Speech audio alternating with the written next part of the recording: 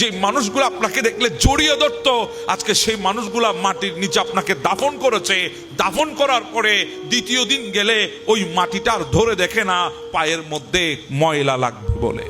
আপনার কবর পারে গিয়ে বসা তো দূরের কথা, আপনার কবরটাও ছুঁয়ে দেখবে না, হাতের মধ্যে যদি মাটি লেগে যায়, কাদা লেগে যায়। এর নাম দুনিয়া। কবর ডাক দিচ্ছে, ওয়ানা বাইতুত তুরাব, আমি মাটির ঘর, মাটির। দরজা নাই, জানলা নাই, আসা নাই, যাওয়া নাই, আমি মাটির ঘর। শুধু থাকা আছে, শুধু থাকা আছে, না আসা আছে না যাওয়া আছে, শুধু থাকা আছে। আমি মাটির ঘর, আমি মাটির ঘর। আমার কাছে আসতে হলে তোমাকে প্রস্তুতি নিয়ে আসতে হবে। হ্যাঁ, কবর ডাক দিচ্ছে, ওয়ানা বাইতুদ দুত। আল্লাহ, জানি না কেমন করে থাকবো, জানি না কেমন করে থাকবো। মাথায় ঢুকে না, মাথায় আসে না। একটা 12x16 ফিটের রুমে যদি সঙ্গী না থাকে, সেখানেও ভালো লাগে না। যদি স্মার্টফোনটা হাতে না থাকে, তাহলে দুনিয়া তো সবকিছু হারা মনে হয়। সময় যায় না, নিজেকে সবচেয়ে বেশি একা মনে হয়। অথচ রুমটা 10x16 রুম, অথচ রুমের আসবাবপত্রের কমতি নাই, খাবারের কমতি নাই, আরামায়েশের কমতি নাই। এরপরও ভালো লাগে না কেন? বলে নিঃসঙ্গতা আর কয়দিন ভালো লাগে, নিঃসঙ্গতা আর কয়দিন ভালো লাগে, একাকিত্ব আর কয়দিন ভালো লাগে। আপনি থাকতে পারেন না, এত বড় কামরার ভেতরও আপনার মন টিকে না। এবার চিন্তা করেন, এমন একটা জায়গায় আপনাকে রাখা হবে, আপনার পাশটা হবে 1.5 হাতের মতো, উচ্চতা হবে 3.5 হাত মতো। ছোট একটা ঘরের ভেতরে আপনি থাকবেন। কি 100 বছর থাকবেন না 1000 বছর থাকবেন তাও তো জানি না।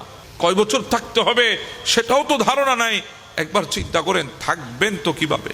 থাকতে তো অবশ্যই হবে, থাকবেন তো কিভাবে? একবার চিন্তা করেন কিভাবে থাকবেন সেখানে। যদি এই চিন্তা যদি মাথায় রাখতে পারেন, তাহলে জিন্দেগিতে আপনার কাছ থেকে কখনো দিন বিরোধী কোনো কার্যকলাপ হবে না। খবর বলছে, ওয়ানা বাইতুদ দুত।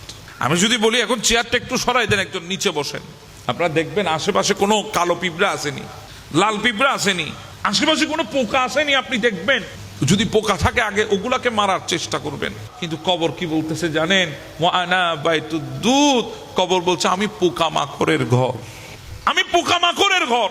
আমার ভেতরে পোকা আছে, মাকড় আছে, আমার ভেতরে জীবজন্তু আছে, আমি পোকামাকড়ের ঘর। হ্যাঁ রে ভাই, হ্যাঁ, আপনি পুকুরের পাড়ে গিয়ে একটা গর্ত খনন করেন না, যদি ওখানের ভেতর থেকে একটা যদি পোকা বের হয়ে যায়, একটা যদি জীবজন্তু বের হয়ে যায়, একটা যদি পোকামাকড় বের হয়, বিষাক্ত হয়, আপনি ভয়ে যান না? হ্যাঁ, আপনি যান না।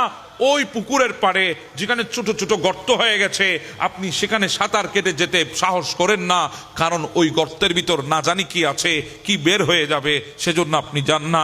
এবার চিন্তা করেন, আপনাকে তো মাটির গর্তের ভেতরে ঢুকিয়ে দেওয়া হবে, কবরের ভেতরে আপনাকে রাখা হবে।